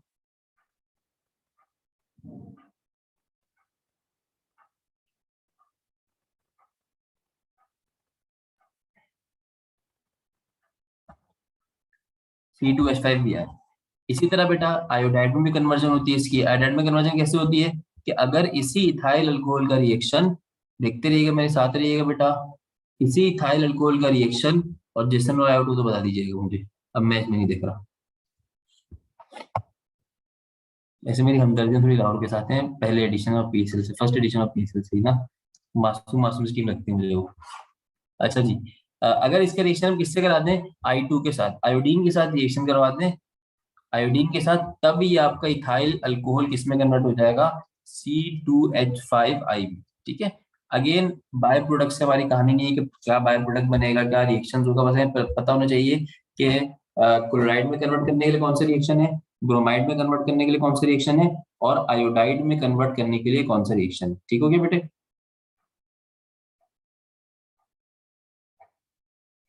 इसी तरह चौथा रिएक्शन क्या होता है आपके पास? लाइक अगर आप किसी अल्कोहल का रिएक्शन या इथाइल अल्कोहल का रिएक्शन चंदा आप किससे करवाएं? या तो एसिटाइल क्लोराइड से करवाएं। What is mean by acetyl chloride? अभी सारे नाम पता होने चाहिए आपको। CH3COCl, एसिटाइल क्लोराइड से करवाएं, या फिर आसान लफ्जों में यही रिएक्शन आप एसिटिक एसिड से करा दें, product will be same, CH3COOH, acetic acid से कराएं, और एसिटिक एसिड से रिएक्शन कराते हुए आपके पास कैटलिस्ट होगा कंसंट्रेटेड H2SO4, तब जाके ये रिएक्शन होगा कंसंट्रेटेड H2SO4। तो अल्कोहल का रिएक्शन जब एसिटाइल क्लोराइड से हो या एसिटिक एसिड से हो, ठीक है, तो उस वक्त जो आपके पास प्रोडक्ट बनता है बेटा वो क्या बनता है? एसिटेट ग्रुप फॉर्म होता है। कौन सा ग्रुप फॉर्म होता है? एसिटेट ग्रुप फॉर्म होता है। एसिटेट ग्रुप मिसाल के तौर पे ईस्टर ग्रुप की बात कर रहा हूँ, CH3, where is my purple pen, CH3 COO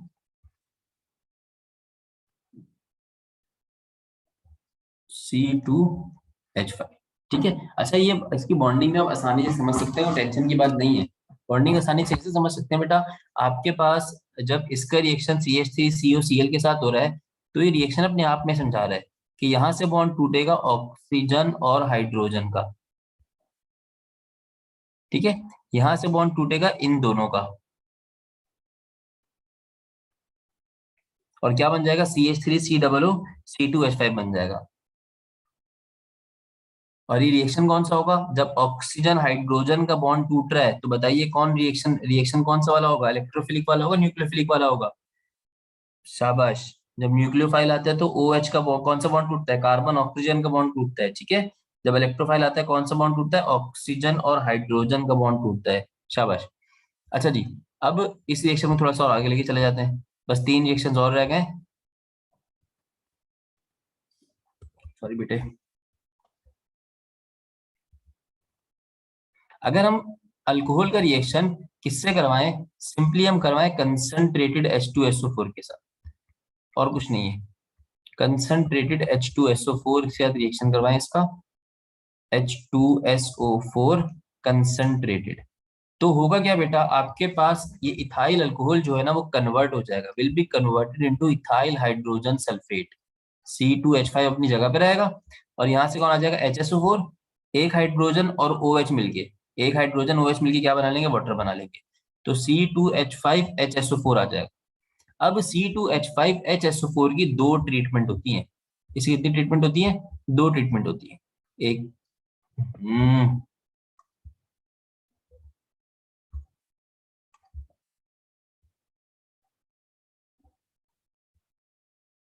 कई दिखते हैं। C2H5HSO4 की दो ट्रीटमेंट कैसे होती हैं, अगर हम फर्दर इसका रिएक्शन करवाएं किसके साथ बेटा, C2H5HSO4 का फर्दर रिएक्शन करवाएं H2SO4 के साथ, एक्सेस H2SO4 को दोबारा से इस्तेमाल करें हम, H2SO4 को इस्तेमाल कर रहा हूं बेटा मैं, H2SO4 को दोबारा से इस्तेमाल करूं, और टेम्परेचर कितना रखूं, तकरीबन 170 डिग्री सेल्सियस रखूं। तो मेरे पास जो प्रोडक्ट बनता है वो प्रोडक्ट क्या बनता है बेटे, अल्कीन फॉर्म होती है, और मैंने फॉर्मेशन ऑफ अल्कीन भी करवाया था बाय डिहाइड्रेशन ऑफ अल्कोहल वाले मेथड से, याद है आपको। तो आपके पास क्या फॉर्म होता है, अल्कीन फॉर्म होता है H2C डबल बॉन्ड CH2। लेकिन इथाइल हाइड्रोजन सल्फेट के साथ मैं H2SO4 का रिएक्शन नहीं करवा रहा, बल्कि फर्दर इथाइल अल्कोहल मिला देता हूँ इसमें, एक्सिस ऑफ इथाइल अल्कोहल मिला देता हूँ। किसकी मौजूदगी में, 140 डिग्री सेल्सियस की मौजूदगी में। तो जो आपके पास प्रोडक्ट बनता है वो प्रोडक्ट क्या बनता है, C2H5O, पहली दफा यहां से निकला, दोबारा C2H5 हुआ है तो दोबारा से बॉन्ड यहाँ से टूटेगा, ठीक है। अब जो बॉन्ड टूटेगा वो टूटेगा यहाँ से, सॉरी, अब सेकंड टाइम जो बॉन्ड टूटेगा बेटा वो कहाँ से टूटेगा, यहाँ से, और C2H5 वो यहाँ कंबाइन हो जाएगा, H और OH, एक दफा जो H निकला था दूसरी दफा जो OH निकला, मिलाया क्या बना लेंगे, वाटर बना लेंगे, ठीक है। तो क्या बन जाएगा, डाई इथाइल ईथर बन जाएगा। अब मुझे जरा याद दिला दें क्या क्या सीखा आपने। अगर आपने किस क्या बनाना हो बेटा, इथाइल क्लोराइड बनाना हो तो आप रिएक्शन करवाएं PCl3 PCl5 SOCl2, या फिर जिंक क्लोराइड प्लस HCl से रिएक्शन करवाएं। अगर आपने क्या बनाना है, इथाइल ब्रोमाइड बनाना है तो आप KBr पोटेशियम ब्रोमाइड से रिएक्शन करवाएं। अगर आपको बेटा आयोडाइड बनाना है तो आप आयोडीन से रिएक्शन करवाएं। अगर कोई बोलता है कि इथाइल क्लोराइड को ईस्टर बनाना है, मतलब एसीटेट ग्रुप में लेके जाना है, तो आप किससे रिएक्शन करवा देंगे बेटा इसका, एसिटाइल से। एसीटेट में लेके जाना है तो एसिटाइल क्लोराइड से रिएक्शन करवा देंगे। अगर कोई बोलता है कंसंट्रेटेड H2SO4 से रिएक्शन करें तो क्या बनता है इथाइल अल्कोहल से, तो आप बोलेंगे whenever ethyl alcohol is reacted with concentrated H2SO4 then ethyl hydrogen sulphate will be obtained. Ethyl hydrogen sulphate के दो रास्ते हैं, अगर उसमें फर्दर H2SO4 डाला तो वो अल्कीन की तरफ चले जाएगा, अगर उसमें फर्दर अल्कोहल डाला जहां से पैदा हुआ था अल्कोहल डाला तो वो क्या बना लेगा बेटा, ईथर बना लेगा, सही है। चले भाई आगे देख लेते हैं। अब हमारे पास अगर इसी के अंदर हम क्या ऐड कर दें बेटा, इन्नलिल्लाह, ऐसा गलत हो जाएगा काम तो। अगर हम इसमें क्या ऐड कर दें, साथ चलने मेरे ट्रेन में बैठे हुए या मैं अकेले ट्रेन चला रहा हूँ, शाबाश। अगर हम इसमें सोडियम को ऐड कर दें तो सोडियम मेटल वाला बनता है, मेटल के पास इलेक्ट्रॉन्स होते हैं, इलेक्ट्रॉन्स होते हैं तो मतलब ये न्यूक्लियोफाइल है, न्यूक्लियोफाइल है तो मतलब बेटा इसको सॉरी, हाँ सही है, इलेक्ट्रॉन्स होते हैं मतलब इसका इलेक्ट्रॉन एक्सिस है, इसको पॉजिटिव चार्ज की तलाश है। तो ये कौन सा बॉन्ड तोड़ेगा, ये बॉन्ड तोड़ेगा ऑक्सीजन और हाइड्रोजन के दरमियान वाला, जब ये बॉन्ड तोड़ेगा ये, तो क्या बनाएगा बेटे ये C2H5ONA, जिसको सोडियम ईथ ऑक्साइड बोलते हैं। C2H5ONA, this will be called as sodium ethoxide. Side में हाइड्रोजन गैस आपकी अलग हो जाएगी। ठीक हो गया बेटे। अब अगर हम इसकी क्या करें, इसका रिएक्शन करें इथाइल अल्कोहल का,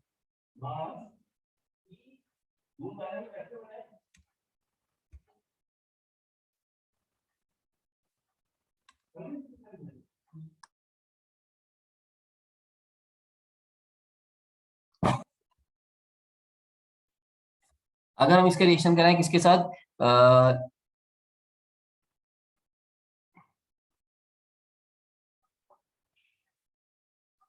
इसको देखना बनता है ना।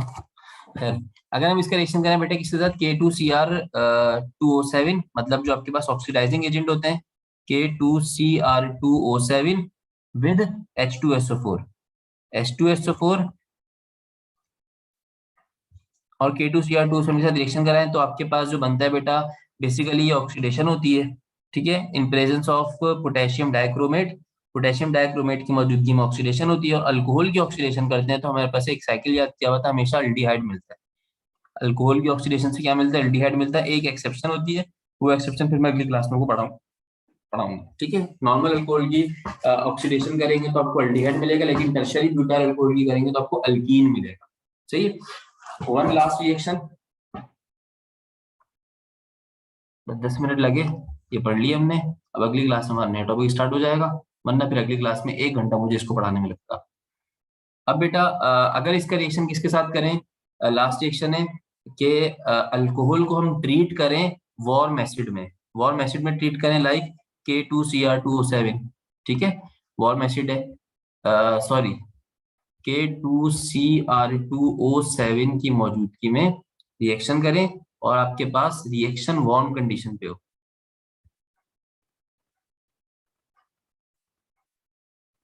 बेटा क्यों नहीं समझ आया, अभी समझ समझ भी लेते हैं, 5 मिनट में समझ जाएंगे।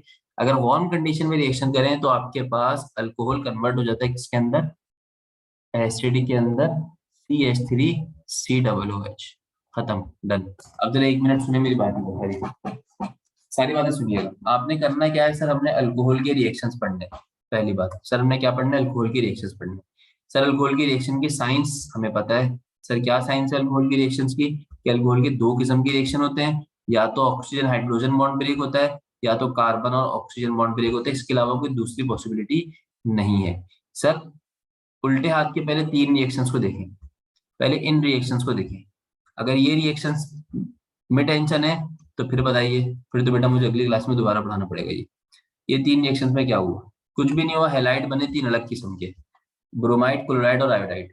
ब्रोमाइड कब बना बेटा, ब्रोमाइड तब बना जब ब्रोमीन से KBr से रिएक्शन करा इन प्रेजेंस ऑफ कंसंट्रेटेड H2SO4। जब आपने नॉर्मल फेमस रिएजेंट से रिएक्शन करवाया तो आपके पास क्या बना बेटा, क्लोराइड बना। ठीक है, और इसी तरह जब आयोडीन से रिएक्शन करा तो आपके पास क्या बना बेटा, आयोडाइड बना। यहाँ तक तो साथ चल रहे हैं हम लोग। ठीक है, इन 3 रिएक्शन में कोई गड़बड़ नहीं होनी चाहिए। फिर चौथे वाले रिएक्शन पर आ जाए। इस चौथे वाले रिएक्शन में आपको समझाया ये गया, जो चौथा वाला रिएक्शन है, इसमें आपको बेटा ये डिमांड की गई कि अल्कोहल का रिएक्शन कंसंट्रेटेड H2SO4 से करा दो। जब अल्कोहल का रिएक्शन कंसंट्रेटेड H2SO4 से करा दिया गया तो देखा क्या गया कि आपके पास इथाइल हाइड्रोजन सल्फेट बना। क्या बनेगा, इथाइल हाइड्रोजन सल्फेट। अब वो जो इथाइल हाइड्रोजन सल्फेट बनेगा उसकी 2 ट्रीटमेंट है। नंदानी बेटा मेरी बात समझिए, उसकी 2 ट्रीटमेंट है। अगर आप उसको एक्सिस H2SO4 के साथ रिएक्शन कराएंगे तो अल्कीन बन जाएगा, जिसको हम हाइड्रेशन ऑफ अल्कोहल भी कहते हैं। क्या कहते हैं, हाइड्रेशन ऑफ अल्कोहल। और इसकी डिहाइड्रेशन करेंगे तो आपके डिहाइड्रेशन ऑफ अल्कीन करेंगे तो वापस अल्कोहल बन जाएगा। जो हमने रिएक्शंस को देखा है, ये रिएक्शन देख चुके हैं दोनों तरीके से। डिहाइड्रेशन कहाँ देखी थी, प्रिपरेशन ऑफ अल्कीन में। हाइड्रेशन कहाँ देखी थी, केमिस्ट्री ऑफ अल्कीन में। तो ये रिएक्शन देखा था। उल्टे हाथ का रिएक्शन क्या है, कि अगर C2H5 को C2H5 से रिएक्शन कराया जाए, अल्कोहल को अल्कोहल से रिएक्शन कराया जाए in presence of H2SO4, then what will be form, ether will form. क्या बनेगा आपके पास, ईथर बनेगा। ठीक है, इस चार्ट को सामने रख के बुक खोलिएगा, बुक खोल के, कोई टेंशन नहीं, कोई टेंशन नहीं, इसकी प्रैक्टिस हो जाएगी, परेशान मत हो। पहले इसको समझे किसके रिएक्शन से क्या बनेगा। आखिर में जब सोडियम से रिएक्शन हुआ तो बेटा क्या बनेगा, सोडियम इथोक्साइड बन जाएगा। अच्छा सोडियम तो अपने आप में समझा रहे हैं ना, सोडियम के पास इलेक्ट्रॉन्स की तादाद है, इलेक्ट्रॉन्स की तादाद है मतलब ये पॉजिटिव चार्ज ढूंढ रहा है। हर वो बंदा जो पॉजिटिव चार्ज ढूंढ रहा है वो ऑक्सीजन हाइड्रोजन बॉन्ड ब्रेक करता है, इसमें सिंपल है।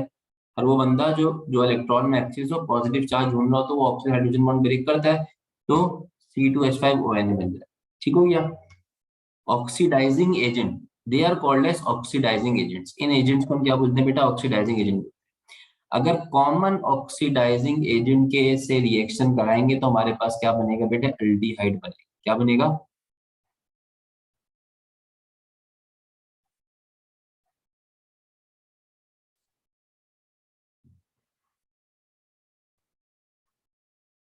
बेटा मेटल्स के पास पॉजिटिव चार्ज क्यों होता है?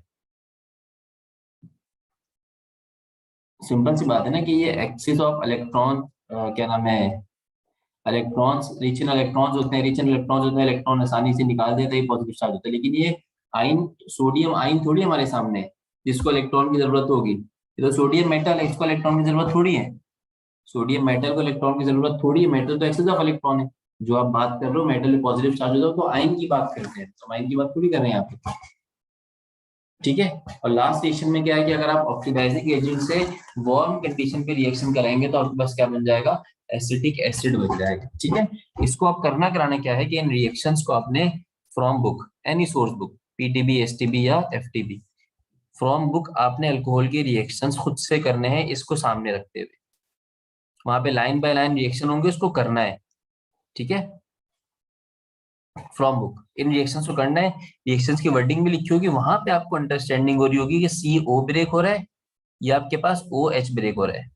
नहीं टेंशन होती, फिर भी परेशानी होती तो बता दीजिएगा, इसको दोबारा डिस्कस कर लेंगे, परेशानी नहीं है। आज थोड़े से अलग अंदाज में कर लिया हमने ताकि थोड़ा पीसेस देख लें हम लोग, वरना तो लाइन बाय लाइन रिएक्शन करते हैं, ये ज्यादा इफेक्टिव अंदाज होता है। ठीक है। अपना ख्याल रखिए बेटे, फिर आपसे इंशाल्लाह अगली क्लास में मुलाकात होगी। अल्लाह हाफिज़।